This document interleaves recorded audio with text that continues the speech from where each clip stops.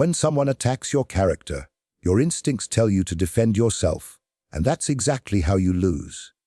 Today, you'll learn the dark, overlooked trick that flips the power instantly, so your accuser ends up scrambling while you stand untouchable.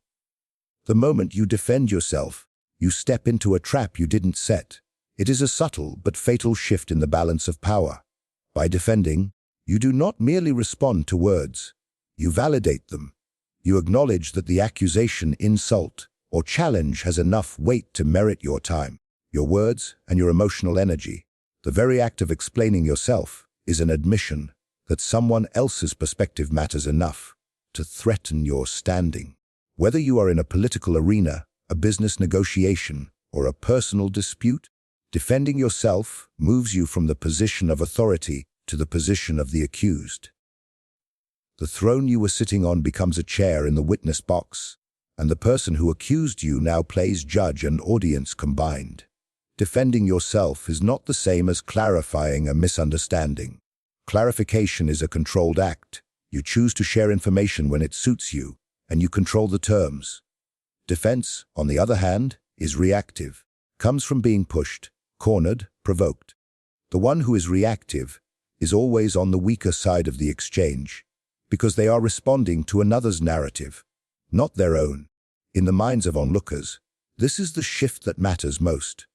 People do not usually have the time or energy to investigate every claim they hear. They judge situations based on cues of confidence, posture, and control. The person who defends is already signaling that there may be something to defend against. Consider how accusations work. They are not always built on facts. They are weapons aimed at perception. The one who accuses understands that if they can draw you into explaining yourself, you have stepped into their frame. Their words become the stage, and you become an actor performing the role they have assigned you. From that moment on, it is not about whether their claim is true or false. It is about whether you can shake off the shadow they have cast over you. Ironically, your efforts to push that shadow away only show that you feel its presence. There is a psychological element at play here. Human beings instinctively associate defense with guilt. Watch any courtroom drama or political scandal, and you'll see this pattern. The more time a figure spends explaining why they are innocent, the more the public wonders if they are guilty. Even if you are entirely without fault, your defensive posture plants seeds of suspicion. The enemy does not need to prove you did something wrong. They only need to make you act like you could have. And because perception often outweighs reality, this seed can grow into a full reputation problem before the truth even has a chance to walk into the room. Power is not always about who is right. It is about who looks right. When you defend, you give up the one thing that can protect you in the court of public opinion, the perception of untouchable authority. Authority does not beg to be understood. Authority does not scramble to explain itself to every passing critic.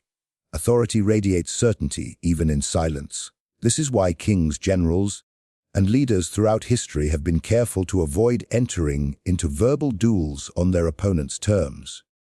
The moment they engage in defense, they lose the image of command and replace it with the image of a man or woman trying to save their own skin.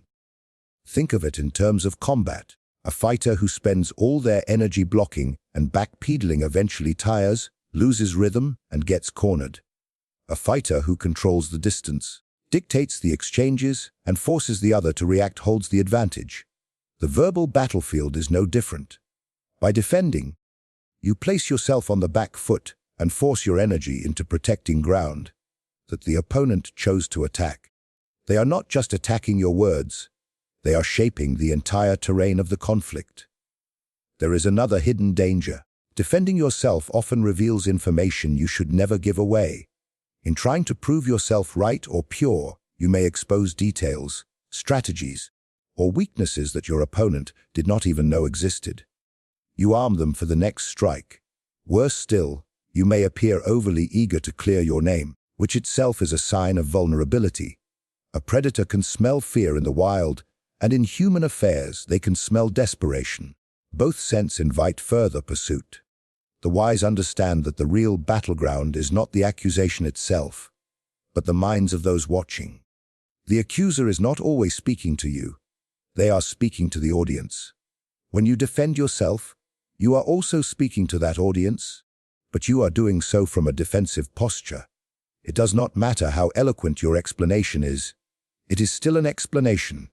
In the eyes of the audience, you have already lost the higher ground. When you resist the urge to defend, something remarkable happens. The accuser throws a stone, but it hits the ground without echo. People begin to wonder why you have not reacted. They start to question whether the accusation was even worth attention. Doubt, which your defense would have removed from their minds, now works in your favor. Your silence or calm redirection makes you appear unmoved, perhaps even above the fray. You retain control of your image because you have refused to step into the frame your opponent built for you. This is why those who seek to maintain authority avoid the defensive stance. They understand that the public does not weigh evidence like a court. They weigh posture like a theater audience. They do not care only about what is true. They care about what looks strong. By refusing to defend, you deny the opponent the satisfaction of framing you as a lesser party in the exchange. You make them work harder, and in that extra effort, they may stumble, reveal their pettiness, or overreach in a way that damages them instead. Every confrontation, whether spoken or unspoken, takes place inside a frame. The frame is the unspoken set of assumptions, rules, and perspectives that shape how others interpret what is happening. It is the invisible stage on which the conflict plays out, and whoever controls it dictates the meaning of every move, every word, and every silence. When you allow another person to define the frame, you have already surrendered the advantage before the first word is spoken. They choose the starting point, they define the stakes, and they decide which actions appear strong and which appear weak. If you play along, you are not their equal. You are a participant in their narrative. Control of the frame begins the moment a statement or accusation is made. Most people think they're responding to the content of the words, but they are actually responding to the context those words create. For example, if someone says, "You clearly don't understand what you're doing," the frame they set is that your competence is under question. If you answer by listing your qualifications or defending your past actions, you are still playing within their frame. The topic is your competence, and you are the one trying to prove it. The moment you step into that arena, the audience, whether one person or a crowd, now sees you as someone whose competence might be in doubt. The damage is already done, because they dictated the terms of the discussion. To control the frame, you must refuse to play on their chosen field. This is not simply about ignoring them, it is about replacing their frame with your own. If they attack your competence, you shift the frame to their credibility, their motives, or a bigger picture that makes their accusation seem irrelevant or petty. If they accuse you of wrongdoing, you direct attention to a larger problem that they themselves are failing to address. By doing this, you stop reacting to their frame and force them to react to yours. Now they are the ones scrambling to adjust, and the audience starts to see them as the one who is on unstable ground. Frame control is also about seizing the role of the narrator. Narratives are powerful because they give people a way to interpret events. In every disagreement, there is not just what happened, but the story of what happened. The one who controls that story controls the perception of reality. Even if the facts are fixed, the meaning people attach to them is malleable.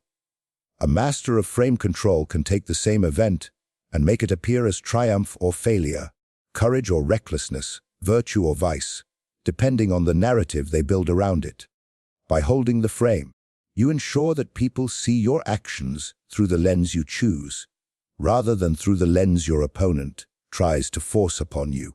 Control of the frame is especially powerful because it is invisible to most observers.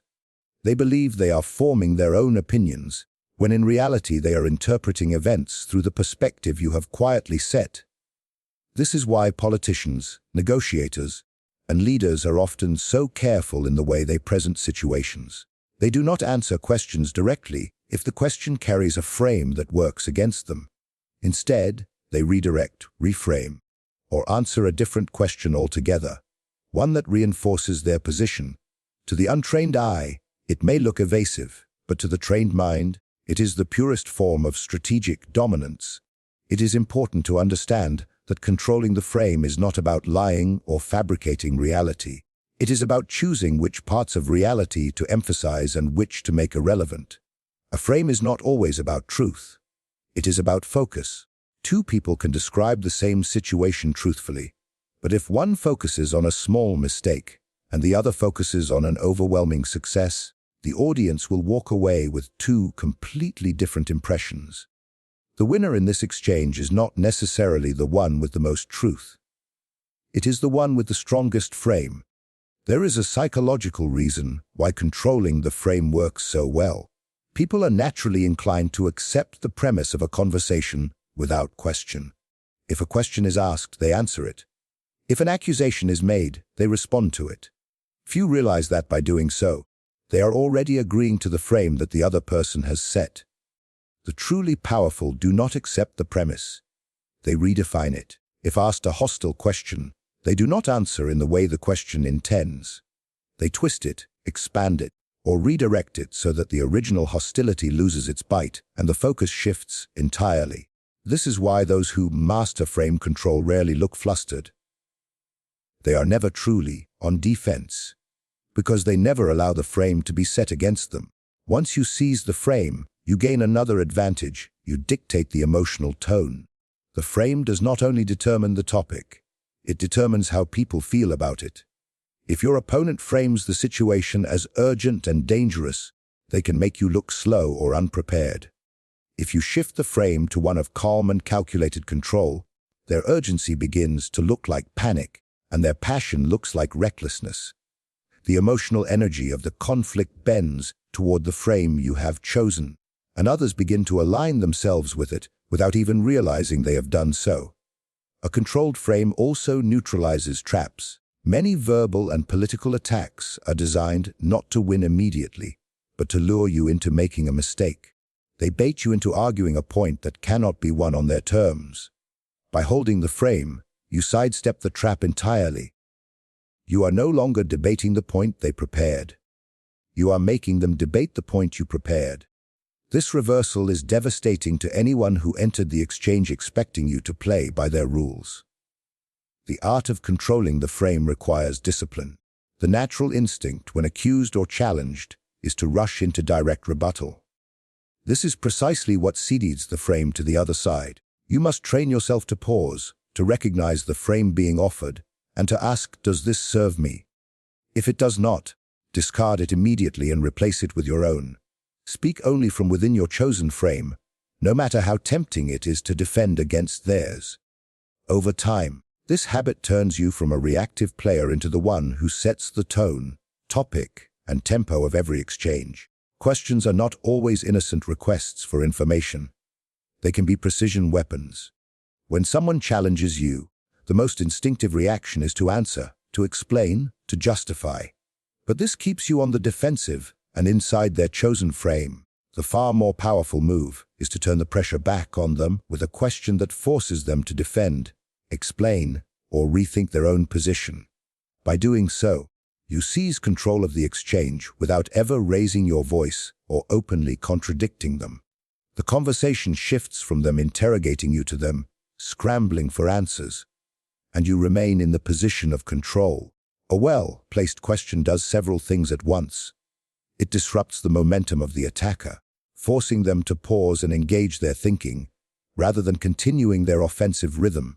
It reframes the issue, subtly redirecting attention away from whatever accusation or point they made and onto a new angle that you have introduced. And it plants seeds of doubt, not just in their mind, but in the minds of anyone watching, about the validity, motives, or depth of their own stance. People instinctively hesitate when they are forced to justify themselves, because justification exposes them to scrutiny they may not have anticipated. The power of a question lies in its ability to shift the burden of proof. When you defend yourself, you accept that the burden is yours. You must prove your innocence, your competence, or your correctness. But when you respond with a question, You quietly pass that burden to the other party. They must now prove their point, support their claim, or explain their reasoning. Even if they are prepared with arguments, their tone changes. They are no longer the attacker, but someone under examination. This subtle reversal often changes the way observers interpret the entire exchange. There is an art to crafting the right kind of question. It must feel natural, but it must also force the opponent into a corner. Open-ended questions work particularly well because they require more than a yes or no answer. They demand thought, detail, and explanation.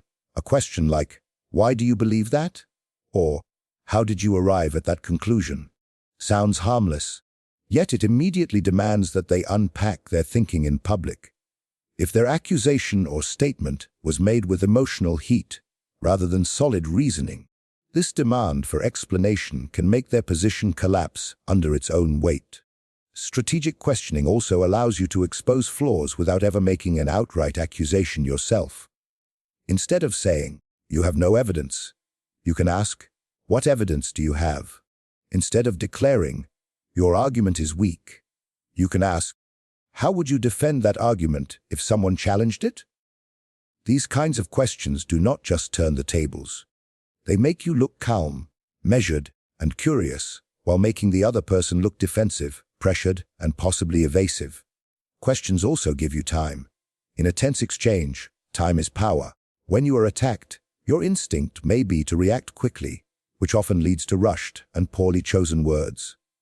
By asking a question, you not only slow the pace of the interaction, but also give yourself a moment to think, read the opponent's body language, and gauge the reaction of the audience. Every second they spend answering is a second you are not defending yourself, and a second they may be revealing weaknesses you can exploit later. A single question can also change the subject entirely without appearing evasive. If you are accused of something, you can ask about something tangential but more pressing or more uncomfortable for them. For instance, if someone says, "You failed to meet the deadline," you could respond, "What prevented the other departments from providing their part on time?" This still acknowledges the topic, but shifts the focus toward a broader issue, possibly one that implicates your accuser. The shift feels natural, but the balance of pressure has moved. In group settings, attacking with questions becomes even more potent because it invites the audience to think alongside you. When you ask, "Why do you believe this is the right approach?"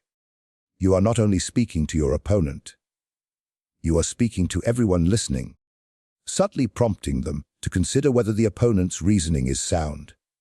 If their answer falters, it is not just you who sees the weakness, it is the entire audience, and their perception shifts accordingly.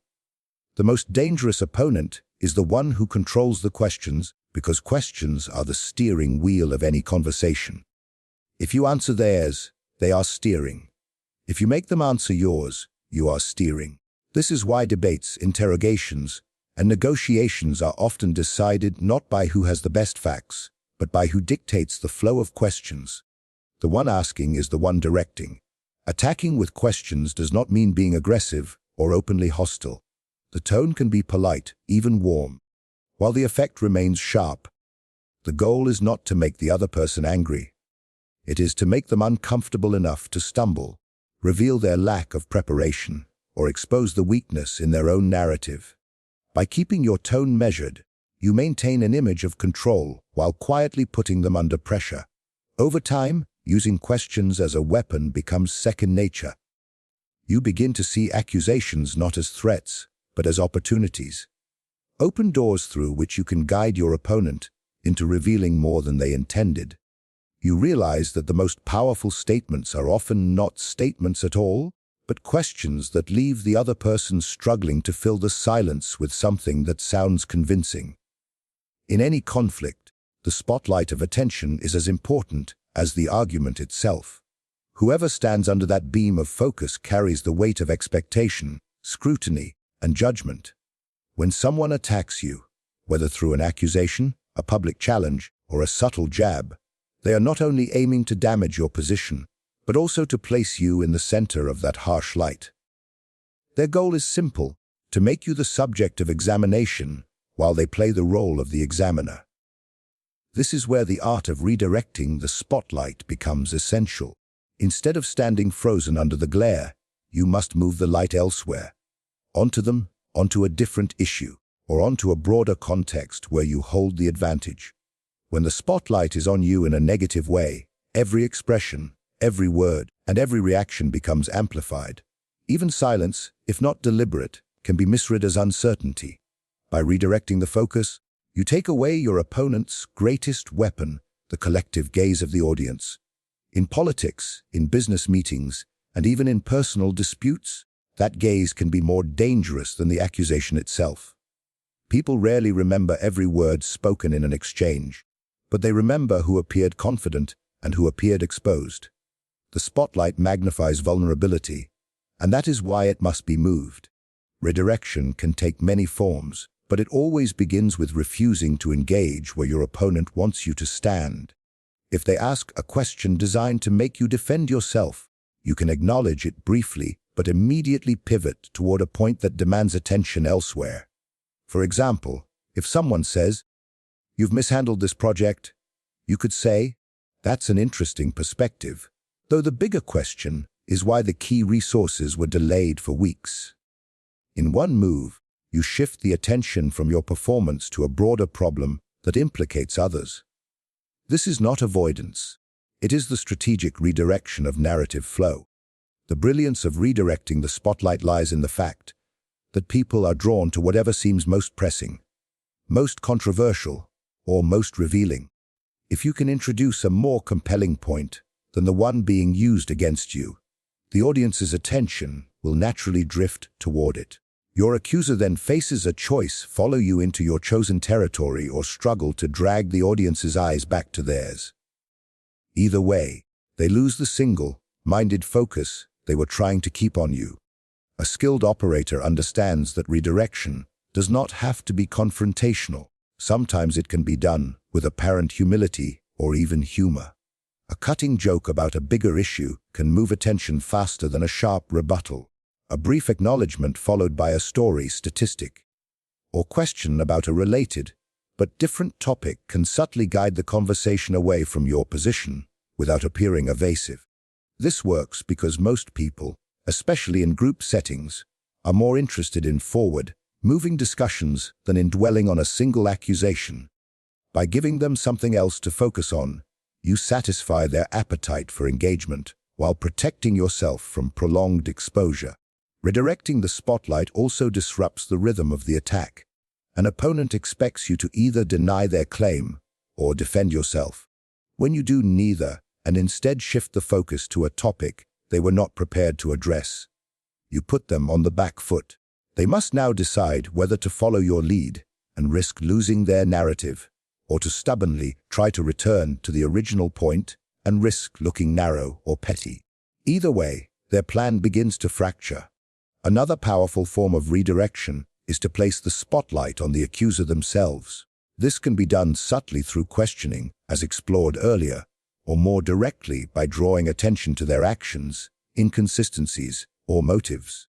If someone challenges your integrity, you might calmly ask about the decisions they made in a similar situation.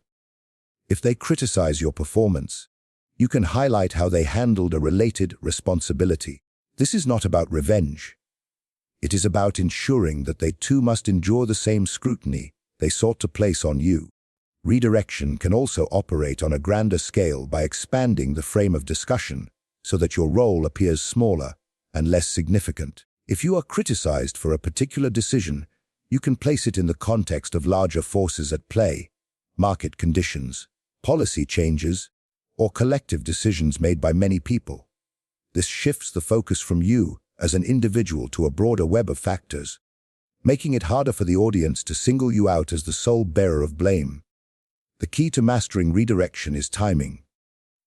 If you move the spotlight too early, before the audience has fully registered the attack, it can look like panic.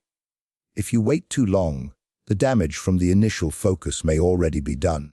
The ideal moment is just after the attack has landed, but before the audience's attention has solidified. At that point, they are still open to alternative angles, and your shift feels less like evasion and more like natural conversation. Once the spotlight is moved, you must hold it there long enough for the original attack to lose relevance in the minds of those watching. People have short attention spans when multiple threads are in play. If you successfully lead them into a new, more engaging thread, their interest in the original accusation fades quickly. By the time the opponent tries to bring it back, it feels stale, and you have already guided the narrative onto safer ground. Silence is one of the most underestimated tools in human interaction. In a world where people rush to fill every pause with explanations, justifications, or nervous chatter, choosing not to speak can be an act of dominance. When someone attacks you with words, they expect a reaction, defensiveness, anger, or at the very least, an immediate answer. By remaining silent, you deny them that satisfaction. You remove their control over the pace of the exchange and force them to linger in the discomfort of the unanswered. That pause, stretched just long enough, becomes heavier than any argument you could make. The strength of silence lies in the fact that it can mean many things, and the opponent never knows for sure which one it is. Are you silent because their accusation is beneath your dignity to answer? Are you calculating your response? Are you allowing them to reveal more about themselves? This uncertainty gnaws at them, because in conflict, knowing your opponent's state of mind is half the battle. When you say nothing, you give them nothing to work with, and in that vacuum, they begin to project their own fears and insecurities. The mind abhors a void, and so they fill it, often in ways that weaken their own position. Silence also forces the other person to keep talking. Many people, when met with silence, feel compelled to explain themselves further. They elaborate, repeat, or try to clarify their point, and in doing so, they often expose inconsistencies, exaggerations, or outright lies. The more they speak, the more ground they give you to work with when you finally decide to respond, if you even need to. Sometimes, you will find that the best outcome is to let them talk themselves into irrelevance while you remain unshaken. In public settings, silence can send an even stronger signal. The audience, whether it is a room of colleagues, a gathering of friends, or a crowd of strangers, will interpret your calm quietness as composure, control, and confidence. They will compare it, consciously or not, to the energy of your opponent. If the opponent is loud, emotional, or insistent while you remain still and unreadable, the contrast works in your favor. They begin to look desperate to be heard, while you look like someone who does not need to fight for credibility. In this way, silence shapes perception without a single word being spoken. The power of silence is amplified by its rarity. In most exchanges, words fly back and forth in a predictable rhythm. Attack, counterattack, explanation, rebuttal. Everyone knows the dance. Silence breaks that rhythm. It disrupts the pattern and forces the other person to recalibrate. Even if they are skilled at confrontation, they cannot fight against what they cannot read. The unpredictability of your silence is, in itself, a psychological weapon. It is important to understand that silence is not passive. It is an active choice. You are not frozen, avoiding conflict, or lacking a response. You are deliberately withholding it. This difference matters because passive silence comes from fear, while active silence comes from control. The former gives power to the opponent, the latter takes it away.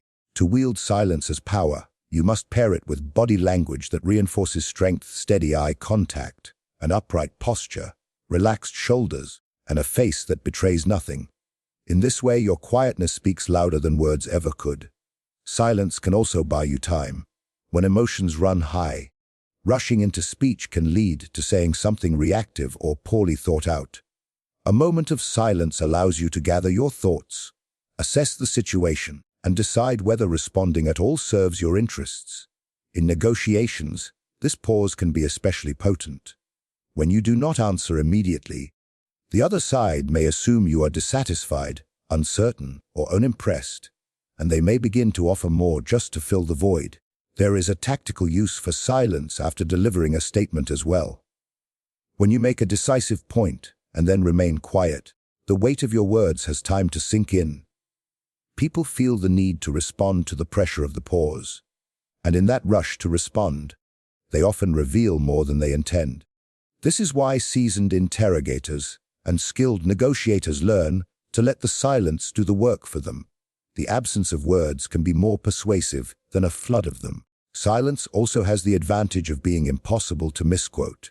In heated disputes, words can be twisted, intentions misrepresented, and sentences taken out of context. But silence leaves nothing to manipulate. It becomes a blank space others are forced to interpret, and those interpretations often say more about them than about you. In this way, silence protects you while simultaneously drawing your opponent into overexposure. Ultimately, silence creates an imbalance. The person who attacks expects to pull you into their game of words, to make you react, and to keep you there until they have chipped away at your standing. By choosing not to respond, you step out of the game entirely. You stand apart, forcing them to work harder for every inch, and in that effort, they begin to reveal the cracks in their own position. The quiet becomes your shield, your weapon, and your stage, all at once. Power is not always about louder voices or sharper words. It is about control, whether through silence, redirection, questions, or refusing to defend. The true winner in any conflict is the one who dictates the terms. These strategies are not just tools for survival. They are weapons for dominance in any arena of life. If you want to stop playing the game by others' rules and start bending it in your favor, these are the principles you must master. Stay sharp, stay untouchable. And if you're ready for more stories that arm you with timeless power, subscribe and don't miss what's next.